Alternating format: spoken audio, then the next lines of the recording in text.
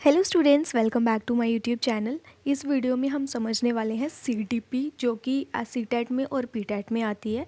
मैं ट्राई करूंगी कि एक ही वीडियो में सारा कुछ कंप्लीट हो जाए, लेकिन अगर नहीं होता है तो हम सेकंड और थर्ड पार्ट भी इसका लेके आएंगे। और वो स्टूडेंट जिन्होंने पहले रिवीजन कर रखी है उनके लिए बहुत ईजी रहेगा समझना। लेकिन अगर आप पहली बार एग्ज़ाम दे रहे हैं, अगर आप पहली बार पढ़ रहे हैं तो भी आपको ईजिली समझ में आ जाएगा। और अगर आपने ये सारे नोट्स अच्छे तरीके से पढ़ लिए तो आपके 30 में से कम 28 29 तो मार्क्स आ ही जाएंगे। लेकिन अगर आप अच्छे से पढ़ लोगे, अच्छे से रिवीजन कर लोगे 4-5 बार, तो आपके 30 में से 30 मार्क्स भी आ सकते हैं। और मैं अगर अपनी बात करूँ तो मैंने 30 में से 29 मार्क्स लिए हैं सिर्फ इन्हीं नोट्स को पढ़ के। ओके, तो वीडियो को स्टार्ट करते हैं। अगर आप चैनल पर नए हैं तो चैनल को सब्सक्राइब ज़रूर कर देना एंड बेल आइकन को प्रेस कर देना, जिससे आने वाली हर एक नोटिफिकेशन आपको मिल जाए। तो आज हम यहाँ पे बात करने वाले हैं पीएस टेट और सी टेट के बारे में। यहाँ पे जो भी मैं आपको पढ़ाऊँगी अच्छे से आपने पढ़ना है, उसको अच्छे से रिवीजन करना, बिकॉज विदाउट रिवीजन आपका कुछ भी नहीं होने वाला। एंड उसके बाद मैं ट्राई करूँगी कि आपको प्रीवियस ईयर क्वेश्चन पेपर या फिर इंपॉर्टेंट जो क्वेश्चन होते हैं उसका भी आपको सेशन लिख के दूँ। तो सबसे पहले हम बात कर लेते हैं अचीवमेंट गोल ओरिएंटेशन। ये पिछले 1-2 साल से क्वेश्चन आ रहा है अचीवमेंट गोल ओरिएंटेशन के ऊपर। तो ये 3 तरीके की होती है। पहला होता है mastery orientation, second failure avoidance and third performance approach. अब इन तीनों में डिफरेंस क्या है? मास्टरी का मतलब आपको पता है ना, किसी चीज़ में बहुत ज़्यादा बढ़िया हो जाना है ना। तो मास्टरी ओरिएंटेशन क्या होता है कि इसमें क्या देखता है बच्चा, सिर्फ अपनी लर्निंग के ऊपर फोकस करता है, अपनी स्किल्स को इम्प्रूवमेंट करने के लिए वो वर्क करता है। तो उसको हम क्या बोलेंगे? Mastery orientation. फेलियर अवॉइडेंस का मतलब है क्या होता है कि लाइक आपको 33% मार्क्स चाहिए, तो आपको बस पास होना है। मतलब आपने ज़्यादा हाई मार्क्स नहीं लेने हैं, किसी अवार्ड नहीं लेना है आपने, है ना, कोई अपना मास्टरी नहीं करनी है सब्जेक्ट में, जस्ट आपको पास होना है। चाहे आप रट्टा लगा के पास हो, चाहे किसी भी तरीके से पास हो, आपको जस्ट पास होना है। यहाँ पे सिर्फ 33% मार्क्स आपको लाने हैं। तो वो क्या हो जाता है हमारे पास? Failure avoidance. नेक्स्ट है परफॉर्मेंस अप्रोच। परफॉर्मेंस अप्रोच में क्या आता है कि आपने फर्स्ट आना है, फर्स्ट सेकंड थर्ड जो भी आपने सोच रखा है कि नहीं मैंने पूरी क्लास में फर्स्ट आना है, कैसे भी करके, चाहे मैं रट्टा लगाऊं, चाहे मैं दिन रात पढूं, तो वो सारा कुछ करके मैंने क्या करना है अपनी लाइफ में, एक फर्स्ट आना है, एक अच्छी जॉब लेनी है, अच्छा बिजनेस करना है, जो भी आप करना चाहते हो। ठीक है, तो तीनों में क्या डिफरेंस आ जाता है? मास्टरी ओरिएंटेशन में आप क्या देखते हो? Learning for the sake of learning, यानी कि focus on learning not of the product. इसमें हम सिर्फ लर्निंग के ऊपर फोकस करते हैं। इसमें फेलियर अवॉइडेंस में work only to avoid failure, यानी कि फेल नहीं होना है, पास होना है। 33%, 34, 35% मार्क्स लाने हैं। परफॉर्मेंस अप्रोच में क्या होता है? To enhance the activity either by road system और एनी अदर एक्टिविटी। इतना समझ में आया? नेक्स्ट हम एक क्वेश्चन की बात कर लेते हैं। What is the difference between mastery goal and performance goal? ये मैंने आपको अभी बताया। मास्टरी का मतलब क्या होता है? किसी चीज़ में बहुत ही अच्छे तरीके से सफल हो जाना। ठीक है, तो परफॉर्मेंस गोल क्या होता है? अपनी परफॉर्मेंस को ध्यान में रखना। ठीक है, परफॉर्मेंस में क्या हो गया? हाई ग्रेड, जो आपको एक्सटर्नल रिवॉर्ड चाहिए। आपने आपके कॉलेज में, स्कूल में कोई कंपटीशन हो रहा है, आपने फर्स्ट आने के लिए बहुत मेहनत करनी है। ठीक है, तो वो क्या हो गया आपका परफॉर्मेंस गोल। मास्टरी गोल में क्या होता है? अपने स्किल्स के ऊपर वर्क करना है। तो mastery goals are focused on improving one's own skills and understanding of the task, while performance goals are focused on achieving a high grade और receiving external rewards. I hope आपको समझ में आया होगा। पिछले 1-2 साल से ये क्वेश्चन आता है। या तो आपको मास्टरी ओरिएंटेशन पे आएगा, फेलियर अवॉइडेंस पे आएगा, या परफॉर्मेंस अप्रोच पे आएगा। ठीक है, तो ये आपने पेपर में ध्यान रखना है। नेक्स्ट हम बात कर लेते हैं concept of development and it's relationship with learning. Development क्या होता है एंड इसका रिलेशनशिप क्या होता है लर्निंग के साथ? ये क्वेश्चन भी ऑलमोस्ट आता है, हर साल आता है। तो डेवलपमेंट क्या होती है? प्रोग्रेसिव होती है, ऑर्डरली एंड प्रिडिक्टेबल चेंजेस होते हैं इसमें, यानी कि पॉप से आप इसको याद रख सकते हैं। Progressive, orderly and predictable changes. ठीक है, तो ये लाइफ स्पैन इसका क्या होता है? वॉर्म टू टॉम जाता है, यानी कि कंसेप्शन टू डेथ जाता है। मल्टी डायरेक्शनल होता है। अब डेवलपमेंट सिर्फ एक ही डायरेक्शन में नहीं जाता, ये डिफरेंट डिफरेंट डायरेक्शन में हो सकती है। ठीक है, तो ये क्या होगी? Multi directional. नेक्स्ट हम बात कर लेते हैं हाईली प्लास्टिक। ये भी पिछली बार पेपर में आया था, दैट्स वाई मैंने इसको ऐड कर दिया। यानी कि मॉडिफिएबल होता है, अमेंडेबल होता है। बायोलॉजिकल होती है डेवलपमेंट, कोग्निटिव होती है, सोशियो इमोशनल। जैसे हम पहले पढ़ते थे तो पहले क्या होता था? CSE। पी से मतलब physical, cognitive, social and emotional. But socio emotional को सिर्फ एक ही नाम से जाना जाता है, इसको कंबाइन कर दिया गया है socio emotional. That is why मैंने यहाँ पे 3 लिखे हुए हैं, biological, cognitive and social emotional. Next हम बात करते हैं development is influenced by historical conditions. ठीक है, अब बायोलॉजिकल का मतलब क्या होता है, फिजिकल, कॉग्निटिव में आपकी मेंटल पावर आती है, आपकी सोचने की शक्ति आती है, सोशल इमोशनल में सोशल आप कैसे बिहेव करते हो, इमोशंस आपके कैसे हैं, तो वो सारा कुछ इसमें आ जाता है। नेक्स्ट बात कर लेते हैं ग्रोथ एंड डेवलपमेंट की। अब ग्रोथ जो है ना वो एक क्वांटिटेटिव है, ठीक है, और डेवलपमेंट जो है वो क्वांटिटेटिव और क्वालिटेटिव दोनों होती है। अब इसका क्या मतलब रहता है कि जो ग्रोथ है क्वांटिटेटिव का, अब देखो आपकी हाइट बढ़ रही है, राइट, तो हाइट क्या करेंगे आप मेज़र कर सकते हैं कि हाँ मेरी हाइट इतनी बढ़ रही है, मेरा वेट इतना हो रहा है, तो वो एक क्वांटिटेटिव होता है। क्वांटिटेटिव यानी कि जो मेज़रेबल होता है, जिसको हम मेज़र कर सकते हैं। लेकिन डेवलपमेंट जो है वो दोनों हो सकती है, क्वालिटेटिव भी हो सकती है एज वेल एज क्वांटिटेटिव भी हो सकती है, जिसको हम मेज़र नहीं कर सकते। अब आपके पास कितना दिमाग है वो किसी को नहीं पता चल सकता है ना, वो आपको ही पता है कि आपको कितनी चीज़ आती है कितनी नहीं आती है, आपको कितनी मेहनत करनी है एग्ज़ाम में पढ़ने के लिए, वो सिर्फ आप जानते हो। नेक्स्ट है growth is a part of development. Growth क्या है, एक डेवलपमेंट का ही पार्ट है, क्योंकि डेवलपमेंट क्या होती है, एक ब्रॉड एस्पेक्ट है और ग्रोथ जो है एक नैरो एस्पेक्ट है। ये आपको छोटी छोटी बातें हैं ना जो मैंने बहुत डीपली नहीं लिखा हुआ है, सिर्फ वर्डिंग लिखी हुई है, इसको आप समझें अच्छे से ताकि आप अच्छे से पेपर कर सकें। यहाँ पे ग्रोथ क्या है, ग्रोथ क्या होती है हमारी फिज़िकल, जैसे हमारा बॉडी का वेट बढ़ गया है ना, हमारी हाइट बढ़ गई, नाखून बढ़ते हैं, तो वो सारा कुछ क्या होता है ग्रोथ में आता है। नेक्स्ट हमारा पार्ट आता है मेच्योरेशन। मेच्योरेशन इससे ग्रोथ के आगे वाला पॉइंट है, that is related to heredity. Learning, learning क्या आती है, लर्न एनीथिंग थ्रू एफर्ट्स और प्रैक्टिस। अब लर्न कैसे कर सकते हो, आपके पास 2 तरीके होते हैं। अब जैसे हम बोलते हैं ना बच्चों के बारे में कि बच्चा 2 तरीके से पढ़ता है, या तो डर के कारण या फिर शौक के कारण। तो लर्निंग कैसे होती है, जहाँ तो आप एफर्ट्स लगा रहे हो, प्रैक्टिस कर रहे हो, या फिर डर के कारण जो है आपको आपकी लर्निंग होती है। And fourth one is development. Broad domain of development की अगर बात करें तो मैंने आपको जैसे पहले ही बताया, फिजिकल डेवलपमेंट होती है, इमोशनल, कॉग्निटिव एंड सोशल। ठीक है, तो ये जो सोशल और इमोशनल है इसको हम इकट्ठा करके भी सोशियो इमोशनल जो डेवलपमेंट है वो लिख लेते हैं। पहली बात करते हैं फिजिकल डेवलपमेंट की। फिजिकल डेवलपमेंट में कौन कौन सी बातें आ जाती हैं, हमारा जो बॉडी का स्ट्रक्चर है, लाइक वेट हो गया, हाइट हो गया, वो कैसे उसमें चेंजेस आ रही हैं, तो वो सारा कुछ होता है फिजिकल डेवलपमेंट में। इसमें ये बहुत ज़्यादा इंपॉर्टेंट पॉइंट है मोटर डेवलपमेंट, जो कि पेपर में ऑलमोस्ट पूछा जाता है। ठीक है, तो इसमें 2 तरीके की डेवलपमेंट होती है, ग्रोस मोटर और फाइन मोटर।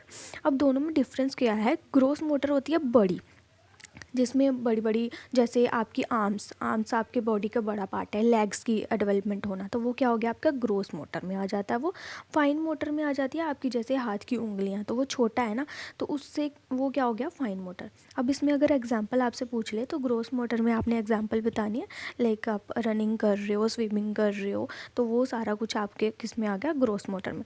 फाइन मोटर में आप आ गया आपका, जैसे राइटिंग करते हो आप, छोटी छोटी आपकी उंगलियों का यूज़ करते हो राइटिंग करने के लिए, या फिर आपकी आंखें चमकाते हो आप, है ना, पलकें, तो वो आ गया आपका फाइन मोटर के अंदर। ठीक है, एक और क्वेश्चन आता है कि जो ग्रोस मोटर, इसका जो अगर ग्राफ देखें तो ग्राफ हमेशा ग्रोस टू फाइन मोटर तक जाता है, यानी कि सबसे पहले डेवलपमेंट होती है आपकी ग्रोस मोटर की, यानी कि आपकी जो लेग्स है और जो आर्म्स हैं उनकी सबसे पहले ग्रोथ होती है, एंड आफ्टर दैट आप उससे लिखना सीखते हो। ठीक है, आप ऐसे भी याद रख सकते हो कि हम लिखना बाद में सीखते हैं, हमारी लेग्स और जो आर्म्स हैं उसमें डेवलपमेंट पहले होती है। तो ग्राफ हमेशा ग्रोस टू फाइन जाता है।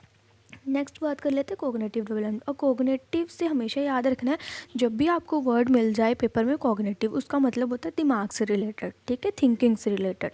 तो इसमें आ जाएगा इंटेलेक्चुअल डेवलपमेंट, लैंग्वेज डेवलपमेंट। ठीक है, अब 2 तरीके के ब्रेन होते हैं हमारे, एक तो लेफ्ट ब्रेन होता है, ठीक है, एक होता है राइट ब्रेन। अब राइट ब्रेन जो होता है ना, उसमें क्रिएटिविटी होती है, यानी कि डिफरेंट डिफरेंट आइडियाज़ बच्चा सोचता है, डिफरेंट तरीके की प्रॉब्लम्स का सोल्यूशन ढूंढता है। ठीक है, और जो लेफ़्ट ब्रेन है वो रट्टे वाला होता है, ठीक है, जिसमें हम रट्टा लगाता है, लाइक लैंग्वेज डेवलपमेंट, उसमें सीखते हैं हम लोग। ठीक है, नेक्स्ट हम बात कर लेते हैं सोशल डेवलपमेंट की। सोशल डेवलपमेंट में आपका सामाजिक, आप समाज से किस तरीके से बिहेव करते हो, है ना, अपने आसपास के लोगों से किस तरीके से बातचीत करते हो, तो वो सारा कुछ आपका इसमें आ जाएगा, मोरल और सोसाइटी के बारे में। इमोशनल डेवलपमेंट में आपका आ जाएगा कि आप कितने इमोशनली वीक हो, कितने इमोशनली स्ट्रॉन्ग हो, आप कब सैड हो रहे हो, एंगर कब आ रहा है आपको, खुश कब हो रहे हो, तो वो सारे इमोशंस आपके किस में आ जाते हैं, इमोशनल डेवलपमेंट में। जैसे अगर आपको कोई सरप्राइज़ देता है तो आप बहुत ज़्यादा खुश हो जाते हो, है ना, तो वो आपकी इमोशनल डेवलपमेंट का पार्ट है। एंड अगर आपको कोई बुरी न्यूज़ मिलती है तो आप सैड हो जाते हो, अचानक से मूड ख़राब हो जाता है, तो वो सारा कुछ इमोशनल डेवलपमेंट का पार्ट होता है। अब ये बहुत ज़्यादा इम्पोर्टेंट है, ये पेपर में कभी कभी आ जाता है। फॉल का मतलब क्या होता है, फियर, एंगर एंड लव, ठीक है। इसको आप इमोशनल डेवलपमेंट से भी रिलेट कर सकते हो, है ना, क्योंकि आपकी इमोशन है। फियर, अब आपको डर लग रहा है, वो भी आपका इमोशन है। एंगर, गुस्सा आ रहा है, तो भी आपका इमोशन है। और अगर प्यार आ रहा है किसी के ऊपर, तो भी आपका वो इमोशन है। नेक्स्ट बात कर लेते हैं कोग्निशन। अब कोग्निशन का मैंने आपको पहले ही बताया कि कोग्निशन रिलेटेड करता है आपके दिमाग से, थिंकिंग से। तो cognition and emotion are interrelated to the each other. Emotion और कोग्निटिव क्या है, एक दूसरे से इंटरलेटेड है। अब कोग्निशन में क्या आ जाएगा, आपकी थिंकिंग आ जाएगी, आप रीजनिंग आ जाएगा। मतलब आपको कोई क्वेश्चन आ रहा है, तो आपसे रीज़न पूछा गया, तो आप सोचोगे कि हाँ इसमें क्या हो सकता है, कैसे हो सकता है, तो वो सारा कुछ इसमें आ जाएगा। अब इमेजिनेशन, आप इमेजिनेशन करते हो, वो भी आपके कॉग्निटिव का पार्ट है। प्रॉब्लम सॉल्व, अब आप सॉल्व करते हो किसी भी प्रॉब्लम, तो आप ब्रेन का यूज़ करके करते हो, तो वो भी आपका कॉग्निटिव में आ गया। कंसेप्चुअल डेवलपमेंट भी आपकी इसमें आ जाती है। ये तो मैंने आपको पहले बता दिया। राइट ब्रेन जो होता है वो लॉजिकल होता है, और राइट ब्रेन क्या है, क्रिएटिविटी वाला। यानी कि जो राइट ब्रेन है उसमें आप अलग न्यू थॉट्स लाते हो, क्रिएटिव थॉट्स लाते हो। एंड लेफ्ट ब्रेन जो है वो रट्टे वाला होता है, जिसमें आप रट्टा लगाते हो, ठीक है। तो मैक्सिमम यूज़ जो करते हैं लोग लेफ्ट ब्रेन ही करते हैं, राइट ब्रेन का भी यूज़ करना चाहिए, राइट, क्रिएटिविटी आती है। नेक्स्ट हम बात कर लेते हैं स्टेजेस ऑफ डेवलपमेंट की। तो इसमें 4 स्टेजेस होती हैं, infancy, early childhood, letter childhood, adolescence. अब इन्फेंसी से पहले भी एक स्टेज होती है, लेकिन वो आपके पेपर में ज़्यादातर नहीं आती है। दैट्स वाई ये 4 जो स्टेजेस है ना, वही आपको कम्प्लीटली पढ़नी है। और इसमें सिर्फ थोड़े थोड़े पॉइंट है, लाइक 3-4 पॉइंट है, तो जो कि आप अच्छे तरीके से कर लोगे तो वो बहुत ज़्यादा है, मतलब बहुत ज़्यादा, उसमें ही पेपर आएगा आपका। तो इन्फेंसी की जो एज है दैट इज़ 0 से 2 ईयर। अर्ली चाइल्डहुड आपका 2 से 6 ईयर जाता है, जिसको आप टॉय एज बोलते हो। लेटर चाइल्डहुड आपका 6 से 12 साल तक जाता है, जिसको आप गैंग एज बोलते हो।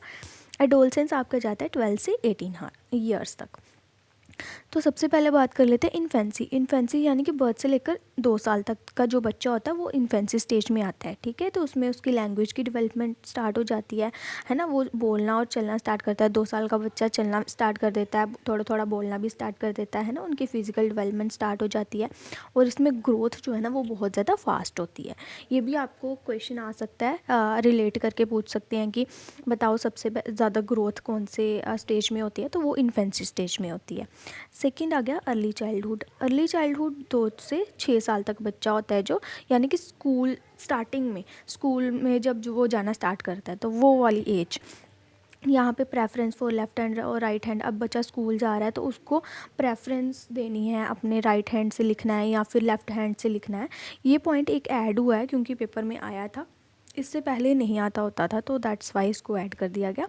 नेक्स्ट है टॉय एज। ये जो एज है टॉय एज, बच्चे जो है टॉयज़ के साथ खेलना बहुत ज़्यादा पसंद करते हैं, ठीक है। Sorry, okay. इसी में आ जाता है आगे थिंकिंग, और ईगो सेंट्रिक होते हैं, सेल्फ सेंट्रिक होते हैं। अब जैसे देखो, अगर आप छोटे बच्चों को देखो तो वहाँ पे क्या करते हैं, अगर उनकी मम्मा का पर्स वगैरह ले लिया तो वो ऐसे रोना स्टार्ट कर देते हैं कि दो, वापस दो। ईगो सेंट्रिक होता है, मतलब अपने आप से उनको ज़्यादा प्यार होता है। ये हो गया प्री स्कूल एज होता है, जैसे छोटे बच्चे आंगनवाड़ी में जाते हैं ना, तो वो वाली एज हो गई है। क्वेश्चनिंग एज है, बहुत सारे क्वेश्चन पूछते हैं बच्चे अपने पेरेंट्स से कि ये क्यों हुआ, कैसे हुआ, तो वो एज है। सेल्फ सेंट्रिक है, अपने अपने आप पे ही कंसंट्रेट करते हैं। सिंबॉलिक एज होती है ये। सेमियोटिक एज सेंसिटिव पीरियड होता है। क्रिटिकल और फास्टेस्ट पीरियड होता है लैंग्वेज डेवलपमेंट का, क्योंकि 2 से 6 साल तक का बच्चा जो है ना वो बोलना ज़्यादा स्टार्ट कर लेता है। अगर आपको देखो, आपको रिलेट करना है अपने आसपास के बच्चों से। अगर आपके घर पे बच्चे हैं, आपके आसपास बच्चे हैं, तो आप उनको ऑब्ज़र्व कर सकते हो कि हाँ वो किस एज में बोलना स्टार्ट कर रहा है, कैसे खेल रहा है, क्या कर रहा है। तो उससे अगर आप रिलेट करके करोगे ना तो आपको ईजिली समझ में आ जाएगा ये। नेक्स्ट है लेटर चाइल्डहुड। लेटर चाइल्डहुड में 6 से 12 साल तक के बच्चे आ जाएंगे। इसमें ये क्या है, एलिमेंट्री स्कूल एज। इसमें बच्चा स्कूल में पढ़ना स्टार्ट कर देता है। ट्रबलसम एज होती है ये गैंग एज। गैंग एज का क्या मतलब है, लड़कियां लड़कियों का ग्रुप बना के रहने लग जाती हैं, लड़कों का अलग से ग्रुप बन जाता है, तो वो ग्रुप में रहना जब स्टार्ट करते हैं उसको हम बोलते हैं gang as. Pathway for long term friendship, यहाँ पे वो बहुत ज़्यादा वादे करते हैं कि आप तुम मेरे फ्रेंड्स हो, हम लोग फॉर एवर फ्रेंड्स रहेंगे, तो वो वैसा वाला। एक्सप्लोरेशन ऑफ क्रिएटिव पोटेंशियल, इसमें इस एज में उनके अंदर क्रिएटिविटी आती है, कुछ कुछ करना स्टार्ट कर देते हैं। जैसे आपको पता होगा कि छोटे बच्चे, अगर बॉयज़ की बात करूँ तो वो उनको अगर कोई खिलौना ला के दो तो वो पूरा खोल खोल के देखेंगे कि इसमें क्या है क्या नहीं है, इंजीनियर बनने की कोशिश करते हैं, तो वो दैट इज़ लेटर चाइल्डहुड। इसमें सूडो मेच्योरिटी होती है, उसमें मेच्योरिटी नहीं होती है, सूडो मेच्योरिटी होती है, मतलब कुछ भी बात बोलेंगे। नेक्स्ट आ जाती है आपकी एडोलसेंस, जो कि इम्पॉर्टेंट है, इसमें भी क्वेश्चन आते रहते हैं। एडोलसेंस एज कितनी होती है, 12 से 18 ईयर, ठीक है। लेकिन जो गर्ल्स है ना वो बॉयज़ से जल्दी मैच्योर हो जाती हैं, ठीक है। इसलिए जो गर्ल्स है उसमें 12 से 18 है। लेकिन WHO यानी कि वर्ल्ड हेल्थ ऑर्गेनाइजेशन जो है, उन्होंने क्या बोला कि बॉयज़ में जो एडोलसेंस की एज है दैट इज़ 10 to 19 ईयर्स, ठीक है। तो एडोलसेंस क्या है, एक चाइल्डहुड और अडल्टहुड के बीच में एक ब्रिज का काम करता है। ट्रांजिशन पीरियड होता है, यानी कि यही पीरियड होता है जो जहाँ बच्चे की ग्रोथ होती है, उसमें जो हार्मोनल चेंजेस होती हैं, उनका जो फिज़िकल बॉडी स्ट्रक्चर है वो चेंज होना स्टार्ट होता है। तो ये क्या है, चाइल्डहुड और एडल्टहुड के बीच में एक ब्रिज का काम करता है एडोलसेंस। मोस्ट क्रिटिकल स्टेज होती है, क्योंकि इस स्टेज में बच्चों के हार्मोन्स चेंज होते हैं, उनमें इमोशनल स्टेबिलिटी जो है वो नहीं रहती है, तो और बहुत ज़्यादा क्रिटिकल स्टेज होती है। इस स्टेज में बच्चों को समझाना, प्यार से रखना, वो बहुत ज़्यादा इंपॉर्टेंट रोल प्ले करता है। तो इसमें PCSC चेंजेस आते हैं। PCSC का मतलब मैंने आपको बताया, physical, cognitive, socio emotional changes जो हैं वो बच्चे के अंदर आना स्टार्ट कर देती हैं। Stage of stress and storm by Stanley Hall. अब ये जो स्टैनले हॉल थे, इन्होंने क्या बोला कि ये है स्टेज स्ट्रेस और स्टॉर्म की। इसमें बच्चों को बहुत ज़्यादा स्ट्रेस होता है, जल्दी गुस्सा कर लेते हैं, ऐसा उनको ऐसा लगता है कि मेरे पेरेंट्स मेरे लिए बहुत गलत सोच रहे हैं, है ना, गलत संगति में पढ़ना शुरू कर देते हैं, तो वो सारी एडोलसेंस एज में होती है। ट्रांजिशन स्टेज होता है। और जो एरिक्सन था, उन्होंने क्या बोला था कि इसमें आइडेंटिटी क्राइसिस भी होते हैं, ठीक है। नेक्स्ट अगर बात करें तो इसमें आ जाता है एडजस्टमेंट में प्रॉब्लम्स आती हैं, ठीक है। स्टेज ऑफ अनरियलिज्म, मतलब अपनी ही दुनिया में खोए रहते हैं कि मैं ये करूँगा, वो करूँगा, ऐसा करूँगा, वैसा करूँगा। इमोशनल इंस्टेबिलिटी, जल्दी वो रोने लग जाएंगे, जल्दी गुस्सा करने लग जाएंगे, तो वो सारी चीज़ें।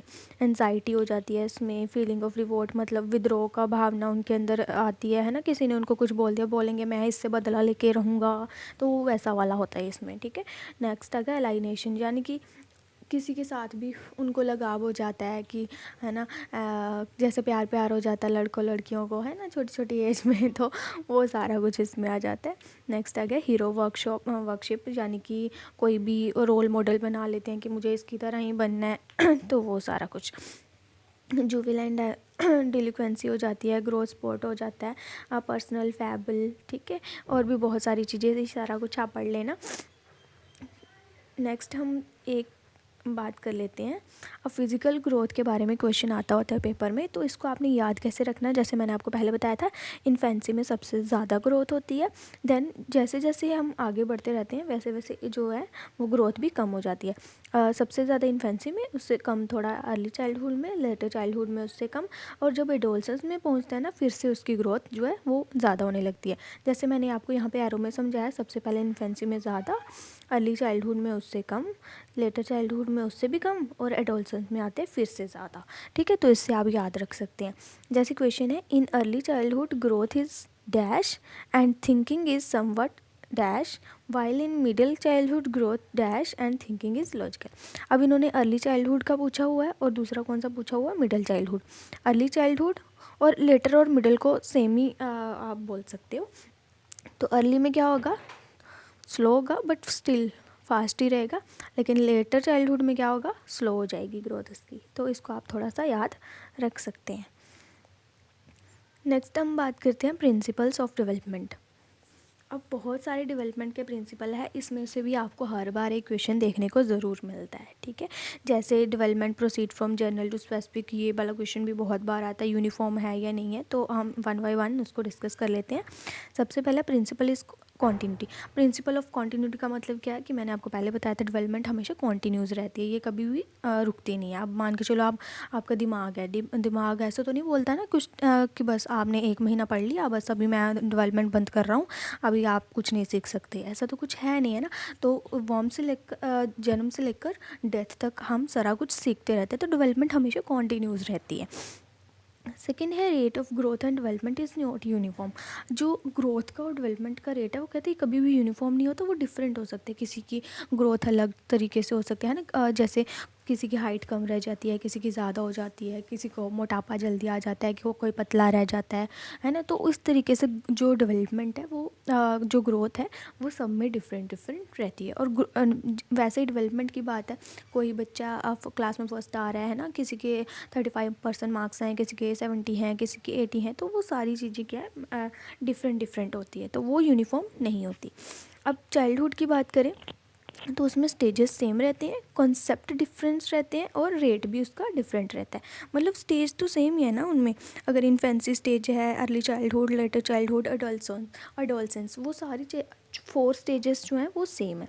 लेकिन हो सकता है कि एक बच्चे में डेवलपमेंट जल्दी हो रही हो, दूसरे में डेवलपमेंट जल्दी नहीं हो रही हो, है ना। एक में जल्दी वो सीख रहा है, दूसरे में वो जल्दी नहीं सीख रहा है, तो वो सारा कुछ डिफरेंस होता है। बस स्टेजेस सेम है, बाकी सारा कुछ डिफरेंट है। नेक्स्ट बात करते हैं प्रिंसिपल ऑफ इंडिविजुअल डिफरेंस। क्या इसमें क्या आता है कि कहता है कि हर एक इंडिविजुअल की अपने अपने डिफरेंसेस होते हैं, तो हमें उन सब का आदर सम्मान करना चाहिए। लाइक कोई काला होता है, कोई मोटा होता है, कोई पतला होता है, कोई गोरा होता है, तो सबके अलग अलग अपने अपने डिफरेंसेस है, तो सबकी हमें क्या करनी चाहिए, रिस्पेक्ट करनी चाहिए, राइट। नेक्स्ट है यूनिफॉर्मिटी ऑफ पैटर्न। ठीक है, उनका जो पैटर्न है ना वो सेम रहता है, जैसे मैंने आपको पहले बताया कि पैटर्न जो सेम रहता है, लेकिन उनका जो रेट है ना वो डिफरेंट करता है, वो वेरी करता है। Development proceed from general to specific, ये वाला क्वेश्चन बहुत बार आता है, आप इसको ध्यान में रखें और ज़्यादा से ज़्यादा बार इसको रिवाइज करें, ठीक है। प्रिंसिपल ऑफ इंटर रिलेशन यानी कि PCSC, इसके बारे में मैंने आपको बता दिया। Principle of integration, single unit, ठीक है। Development is predictable not accurate. अब इसमें क्या मतलब है कि डेवलपमेंट प्रिडिक्टेबल, अब कोई भी छोटा बच्चा है, मान के चलो कोई 4-5 साल का बच्चा है, तो वो बहुत अच्छी ड्राइंग कर रहा है, ठीक है, बहुत अच्छा बोल रहा है, वो एकदम अच्छे से बिहेव कर रहा है, तो लोग क्या सोचते हैं कि हाँ ये बड़ा होके भी बड़ा अच्छा बनेगा। या फिर कोई 2nd-3rd क्लास का बच्चा है, उसको बड़े अच्छे से टेबल आते हैं, बहुत अच्छे से रीडिंग कर लेता है, तो उसके पेरेंट्स क्या बोलते हैं या टीचर्स क्या बोलते हैं, ये बड़ा होके बहुत ज़्यादा होशियार होगा, है ना। तो वो प्रिडिक्ट कर लेते हैं, लेकिन हमेशा ये एक्यूरेट नहीं हो सकता, क्योंकि हो सकता है कि जो बच्चा बचपन में बहुत ज़्यादा इंटेलिजेंट हो, वो बाद में कुछ ना कर पाए। या फिर ऐसा भी हो सकता है कि जो बच्चा वीक हो थोड़ा, जिसको समझने में प्रॉब्लम आती है, वो बाद में बहुत बड़ा इंसान बन सकता है, ठीक है। तो वो एक्यूरेट नहीं होता, बट हाँ हम प्रिडिक्ट कर सकते हैं उसको। नेक्स्ट है प्रिंसिपल ऑफ डेवलपमेंटल डायरेक्शन। अब ये इंपॉर्टेंट क्वेश्चन है, ये हमेशा पेपर में आता ही आता है हर बार, और अगर आपने ये कर लिया तो 1 मार्क्स तो आपका मतलब पक्का ही है ना पूरा। तो इसमें 2 चीज़ें हैं, one is cephalocaudal and second is proximodistal. Development की 2 डायरेक्शन होती हैं, सिफेलोकॉर्डल यानी कि हेड टू टो, सर से लेकर पैर तक जो आती है डेवलपमेंट, उसको हम बोलते हैं सिफेलोकॉर्डल, और सेंटर टू पेरिफेरी जो जाती है वो प्रॉक्सिमो डिस्टल है। अगर आपने ये कर लिया ना 1 पॉइंट भी, तो 1 नंबर आपका पक्का, ये हर बार क्वेश्चन में आता है। Next development is spiral and note linear. अब क्या कहता है, डेवलपमेंट जो है वो लीनियर नहीं है, एक जैसी नहीं है कि हाँ मतलब इधर से शुरू हुई इधर तक चली गई बस, और इधर से शुरू हुई इधर तक चली गई, ऐसा कुछ नहीं, ये स्पाइरली वर्क करती है, ठीक है। जस्ट अ मिनट, हाँ ठीक है। तो ये क्या करती है, स्पाइरल। अब हमने स्पाइरल वर्ड को यूज़ रखना है, याद रखना है कि स्पाइरल होती है डेवलपमेंट, लीनियर नहीं होती है, ओके। नेक्स्ट आ गया early development is more critical than later. ये मैंने आपको पहले ही बता दिया कि अर्ली डेवलपमेंट क्या होती है, यानी कि इन्फेंसी होगी, अर्ली चाइल्डहुड हो गया, उसमें थोड़ी डेवलपमेंट का रेट ज़्यादा होता है, ठीक है, as compare to later. So development जो है छोटे बच्चे जैसे होते हैं, कहते हैं उनकी बड़ी ज़्यादा केयर करनी चाहिए, अच्छे से रखना चाहिए, अच्छा खाना पिलाना करना चाहिए, है ना। जैसे हमारे बड़े बुज़ुर्ग भी बोलते हैं या डॉक्टर भी बोलते हैं कि बच्चों को अच्छा खाना खिलाओगे तो वो जवानी में उसका असर दिखता है, और जवानी में खाया हुआ बुढ़ापे में दिखता है। तो वैसा ही है कि जो बच्चे की छोटी एज होती है ना, उस एज में अगर उनका अच्छे से ध्यान रख लो तो उसकी मसल्स अच्छे से ग्रो करेंगी, अच्छा वो अच्छा इंसान बनेगा, है ना। उसका बॉडी स्ट्रक्चर फिजिकल जो है वो भी अच्छा रहेगा। Development is the product of maturation and learning. ये क्या है, मेचोरेशन एंड लर्निंग का एक प्रोडक्ट होता है। ओके, अब डेवलपमेंट के बारे में एक और बात जो है, वैसे तो हम क्या बोलते हैं, डेवलपमेंट क्या होती है, दो तरीके की हो सकती है, डिसकॉन्टीन्यूस एंड कॉन्टीन्यूस। वैसे ही मैंने आपको पीछे क्या बताया कि डेवलपमेंट हमेशा क्या होती है, कॉन्टीन्यूस होती है। क्या रहती है हमेशा, कॉन्टीन्यूस, डिसकॉन्टीन्यूस। लेकिन अगर पेपर में आपको ये बात आ जाती है कि पियाजे के अकॉर्डिंग डेवलपमेंट क्या है, तो आपने क्या लिखना है वहाँ पे, डिसकॉन्टीन्यूस। अदरवाइज़ आपने सब जगह पे कॉन्टीन्यूस लिखना है, ठीक है। जब तक आपको प्याजे की बात नहीं आ जाती ना वहाँ पे, मतलब प्याजे का नाम नहीं आ जाता, तब तक आपने क्या करना है, कॉन्टीन्यूस ही रखना है। नेक्स्ट है आपका हेरिडिटी एंड इन्वायरमेंट। ये भी बहुत इंपॉर्टेंट है, इस पे भी क्वेश्चन आ जाते हैं। अब इसमें नॉर्मली आपको याद क्या रखना है कि हेरिडिटी और इन्वायरमेंट जो है ना, कभी भी पॉजिटिव साइन में नहीं होते, मतलब इसको कभी भी एडिशन के फॉर्म में नहीं रहते, ये हमेशा मल्टीप्लिकेशन के फॉर्म में रहते हैं, ठीक है। आपने सिर्फ इसमें ये याद रखना है। अब मैंने यहाँ पे क्या लिखा हुआ है, चाइल्ड डेवलपमेंट को सेंटर में रखा हुआ है, इस साइड आ गया हमारा इन्वायरमेंट, इस साइड आ गया हेरिडिटी। अब हेरिडिटी में क्या आ जाता है, आपका आई कलर, वो भी हेरिडिटी पे डिपेंड करता है, बॉडी का स्ट्रक्चर, इंटेलिजेंस, कहीं ना कहीं वो भी हेरिडिटी पे डिपेंड करता है, ठीक है। अब हेरिडिटी तो आपकी स्टैटिक होती है, स्टैटिक मतलब स्थिर रहती है। अब आपके मम्मी पापा के जो जीन है वो आपके अंदर आ गए, ऐसा तो नहीं है कि बाद में आपको जीन पसंद नहीं आए तो आप बाद में उसको चेंज कर दो, ऐसा तो नहीं होता ना, जीन तो सेम रहते हैं। लेकिन हाँ, इन्वायरमेंट जो है ना वो डायनामिक होता है, उसको आप चेंज कर सकते हो। तो अगर आपको पेपर में क्वेश्चन आता है कि product of heredity and development क्या होता है, ये हमेशा मल्टीप्लिकेटिव की फॉर्म में रहता है, कभी भी एडिशन की फॉर्म में नहीं रहता, ठीक है। इतनी बात आपने यहाँ पे याद रखना है।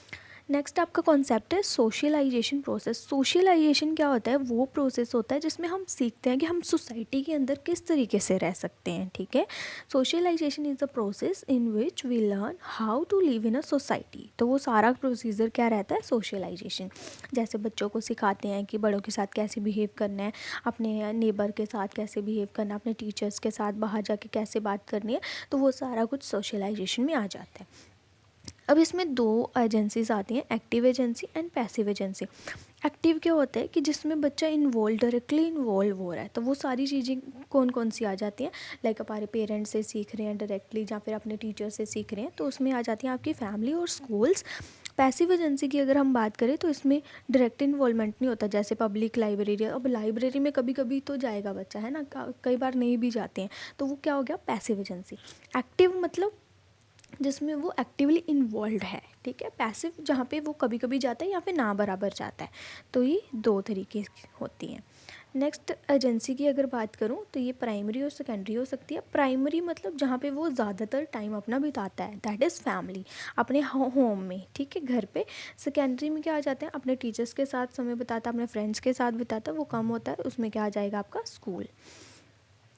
अब आ जाते हैं मेन इम्पॉर्टेंट थ्योरी पे, दैट इज़ पियाजे की थ्योरी। और ये बहुत इंपॉर्टेंट है, इसमें 2-3 क्वेश्चन आपको देखने को मिलते ही हैं, जहाँ तो पियाजे और वाइगोस्की के साथ आपका डिफरेंशिएट का क्वेश्चन पूछ लेते हैं, या फिर ऐसे ही पूछ लेते हैं इसकी जो स्टेजेस हैं उसके बारे में। तो पियाजे की थ्योरी का क्या है, ये कोग्निटिव डेवलपमेंट थ्योरी है। कोग्निटिव का मैंने आपको मतलब बताया, जो दिमाग से रिलेटेड हो, थिंकिंग से रिलेटेड हो, राइट। तो इसमें 4 स्टेजेस ऑफ इंटेलिजेंस डेवलपमेंट होती है, इंटेलेक्चुअल डेवलपमेंट होती है। तो इसने क्या बोला था, पियाजे ने बोला था कि जो चाइल्ड होता है, जो बच्चा होता है ना, वो एक लिटिल साइंटिस्ट होता है, यानी कि वो अपने आप में नई नई इन्वेंशंस जो हैं वो करता रहता है। रेडियल कंस्ट्रक्टिविस्ट थे पियाजे, यानी कि एक्टिव कंस्ट्रक्टिविस्ट थे, ठीक है। इन्होंने क्या बोला था, लर्निंग फ्रॉम डेवलपमेंट, की डेवलपमेंट से लर्निंग आई है। सबसे पहले क्या बोला था उन्होंने, डी पहले और एल बाद में, यानी कि डेवलपमेंट पहले आई, लर्निंग बाद में आई, ठीक है। यानी कि थॉट पहले आया, लर्निंग उसके बाद आई, ठीक है। तो आप इससे याद रख सकते हैं DL एंड TL से। ये मैंने आपको शॉर्ट याद करने के लिए, मेमोराइज़ करने के लिए मैंने खुद ट्रिक बनाई थी, आप इसको याद कर सकते हैं, लैंग्वेज फ्रॉम थॉट। अब इनके 4 एलिमेंट्स हैं, ठीक है। MESE का मतलब क्या है? M से मेजोरेशन, E से एक्सपीरियंस, S से सोशल इंटरेक्शन एंड E से इक्विलिब्रियम। ये इनके 4 एलिमेंट्स हैं, ठीक है। तो एलिमेंट्स पे भी क्वेश्चन आ सकता है, आप इसको याद रख सकते हैं। नेक्स्ट आएगा हमारा प्रोसेस ऑफ इक्विलिब्रियम। अब इसमें 2 पार्ट रहते हैं, सबसे पहले adaptation and second organization. Adaptation से पहले हम ऑर्गेनाइजेशन पढ़ लेते हैं। ये क्या होता है? ऑर्गेनाइजेशन का क्या मतलब होता है? किसी भी चीज़ को अरेंज करके रखना, राइट। तो ये क्या है? Rearranging schemas, linking them with others schemas to create a strongly interconnected cognitive system in Piaget's theory. ये एक बार आया था ऑर्गेनाइजेशन, दैट्स वाई मैंने यहाँ पे मेंशन कर दिया, तो आप इसको देख सकते हैं। ऑर्गेनाइजेशन का मतलब क्या होता है? जो स्कीमास होता है उसको हम दोबारा से रीअरेंज करेंगे, ठीक है। तो अडेप्टेशन आगे 2 तरीके की होती है, एसिमिलेशन एंड एकोमोडेशन। ये मैं आपको आगे बताती हूँ। सबसे पहले हम बात कर लेते हैं स्कीमा की। स्कीमा क्या होता है? हमारा मेंटल स्ट्रक्चर, यानी कि प्रीवियस नॉलेज जो कि हमारे अंदर होती है, पहले से नॉलेज हमारे अंदर। अब मान के चलो आप 10th क्लास में हो, आपने +1 में होना है, तो 10th क्लास की आपकी जो भी नॉलेज होगी ना पिछली, जो आप यूज़ करोगे +1 में, तो वो आपका स्कीमा हो जाता है, ठीक है। यानी कि प्रीवियस नॉलेज जो आपके माइंड के अंदर पहले से प्रेजेंट है, उसको आप क्या बोलोगे? स्कीमा। अंडरस्टूड। एक बार आ जाता है हमारे पास आगे एसिमिलेशन। स्कीमा का पता चल गया, प्रीवियस नॉलेज। एसिमिलेशन क्या होता है? कि नई नॉलेज को हमने ऐड करना। अब आप +1 में हो गए हो, आपने नई नॉलेज वहाँ से ली, उसको ऐड किया आपने स्कीमा के अंदर, ठीक है। तो वो क्या हो गया? एसिमिलेशन। एक और यहाँ पे पॉइंट आता है, दैट इज़ एकोमोडेशन। एकोमोडेशन का मतलब क्या होता है? कि अपनी जो स्कीमा है आपका, उसको थोड़ा सा चेंज करना है। अब मान के चलो आपने 10th में कोई कॉन्सेप्ट पढ़ा, राइट, तो वो आपने गलत पढ़ लिया था, है ना। लेकिन अगर आप जब आप +1 में आए, आपने क्या किया? एसिमुलेट किया, नई नॉलेज को ऐड किया। लेकिन आपको इतनी बात पता चली कि यार 10th में ना मैंने ये बात गलत पढ़ी थी, है ना। तो उसको आप वो चेंज कर लोगे। जब आप चेंज करोगे अपनी न्यू नॉलेज को, उसको हम क्या बोलेंगे? Accommodation, right. Change in previous knowledge और to make new, that is adjust और मैनिपुलेशन, उसको हम क्या बोलेंगे? एकोमोडेशन। आई होप आपको समझ में आया होगा तीनों का मतलब, क्योंकि ये वाला क्वेश्चन आता है, तो आप इसको अच्छे से याद करें। स्कीमा क्या हो गया? पुरानी नॉलेज जो आपने 10th क्लास में पढ़ लिया था, वो आपका स्कीमा है। एसिमुलेशन क्या हुआ? +1 में आप आए, आपने नई नॉलेज वहाँ से गेन करी, वो आपकी एसिमुलेशन। एकोमोडेशन क्या हो गया? आपने 10th क्लास में कुछ गलत पढ़ लिया था, आपको नहीं पता कि वो सही है, लेकिन +1 में आने के बाद आपको पता चला कि हाँ ये चीज़ सही है, तो आपने अपनी जो स्कीमा था, प्रीवियस नॉलेज थी, उसमें आपने चेंज कर दिया, ठीक है। चेंज करने के बाद आपने नई नॉलेज को ऐड किया, अपनी मेमोरी में एडजस्ट कर लिया, उसको आप क्या बोलोगे? एकोमोडेशन, ठीक है। तो ये आप अच्छे से याद रखना। अब प्रोसेस क्या है एडेप्टेशन का? सबसे पहले क्या होता है? स्कीमा आपको पता है, प्रीवियस नॉलेज। स्कीमा आपका अपडेट कैसे होता है? अब सबसे पहले एसिमुलेशन क्या होता है? अपनी नॉलेज को ऐड करना, ठीक है। न्यू नॉलेज जो है उसको ऐड किया।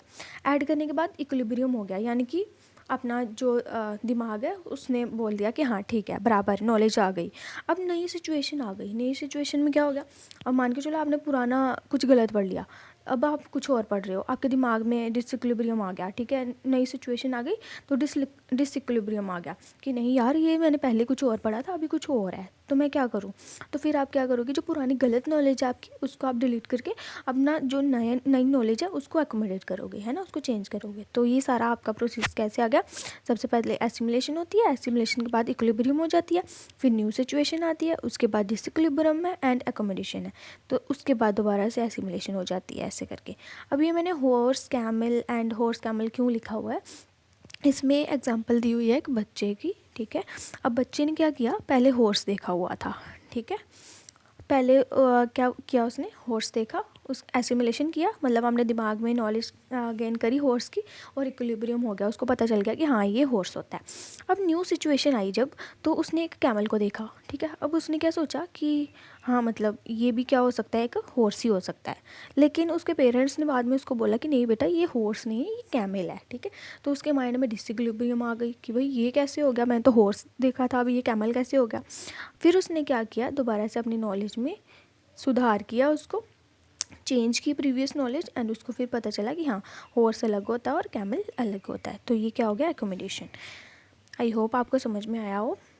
अब ये स्टेजेस भी बहुत ज़्यादा इंपॉर्टेंट रोल प्ले करती हैं पियाजे की थ्योरी के अंदर। दैट इज़ सेंसरी मोटर, जो कि 2 साल तक होता है, 0 से 2 साल तक का बच्चा। प्री ऑपरेशनल 2 से 7 साल, कंक्रीट ऑपरेशनल 7 से 11, फॉर्मल ऑपरेशन 11 से 15। अब मैंने जो आपको पहले बताए थे ना डेवलपमेंट के स्टेजेस में, 0 से 2, 2 से 6, 6 से 12 ऐसे करके बताया था ना। लेकिन ये आपको पेपर में अगर आ गया पियाजे के अकॉर्डिंग, तो आपने यहाँ पे ऐसे लिखना है। उसमें स्टेजेस का भी पूछ लेता है, फर्स्ट स्टेज कौन सी है, सेकंड कौन सी है, थर्ड फोर्थ कौन सी है, तो ऐसे आपने बताना है। फर्स्ट सेंसरी मोटर है, फिर प्री ऑपरेशनल है, कंक्रीट ऑपरेशनल है, फॉर्मल ऑपरेशनल है, ठीक है।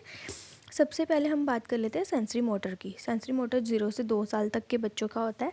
इसमें ऑब्जेक्ट परमानेंस, ये वाला क्वेश्चन मैं बता रही हूँ आपको, बहुत बार आता है, आप इसको रट ही लो। ऑब्जेक्ट परमानेंस आप रट लो। आप हिंदी वाले हैं, पंजाबी वाले हैं, है ना, इंग्लिश वाले हैं, लेकिन इंग्लिश में तो आपको क्वेश्चन पेपर मिलेगा ही ना, तो उसमें ऑब्जेक्ट परमानेंस होगा ही, ठीक है।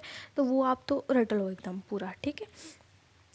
उसके बाद क्या होगा, अच्छा, ऑब्जेक्ट परमानेंस का मैं मतलब आपको बता देती हूँ। ऑब्जेक्ट परमानेंस का मतलब कि वो ऑब्जेक्ट को समझता है कि वो मतलब उसमें भी जान है, ठीक है। मान के चलो कोई गुड़िया है एक छोटे बच्चे की, तो वो उसकी मम्मी उसको नीचे फेंकती हैं, तो वो रोने लग जाती है कि नहीं, इस गुड़िया को लगी होगी। या फिर बच्चों को समझाने के लिए ना गुड़िया को मारो कि हाँ, अगर तूने खाना नहीं खाया तो मैं तुझे मारूंगी, ठीक है। तो बच्चों को ऐसा लगता है कि हाँ, उसको उसको दर्द हो रहा है, उसको मार रहे हैं, ठीक है। तो वो क्या हो जाता है, object permanence.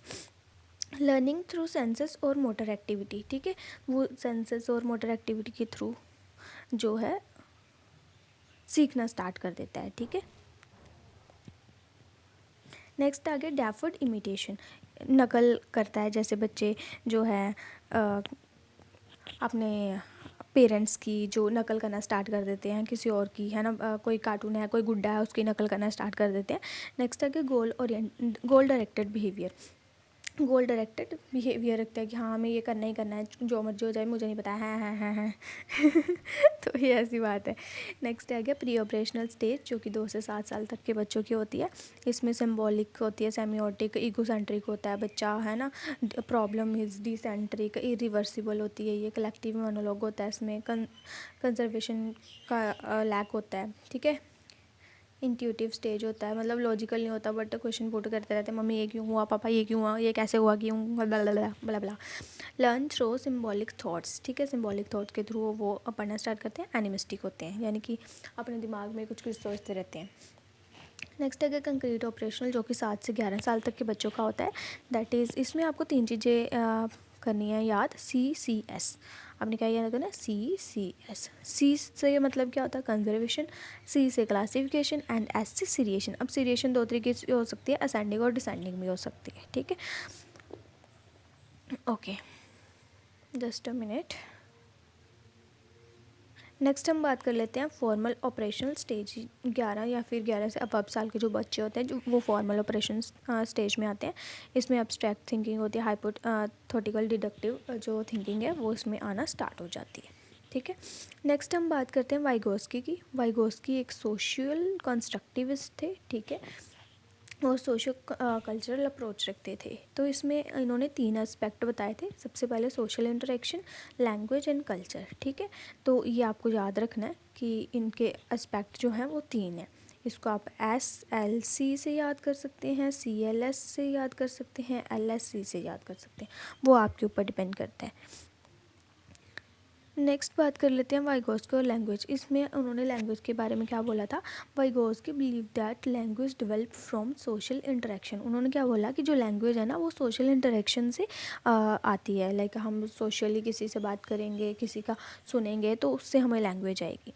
Vygotsky viewed language as a man greatest tool, a meaning for the communication with the outer world.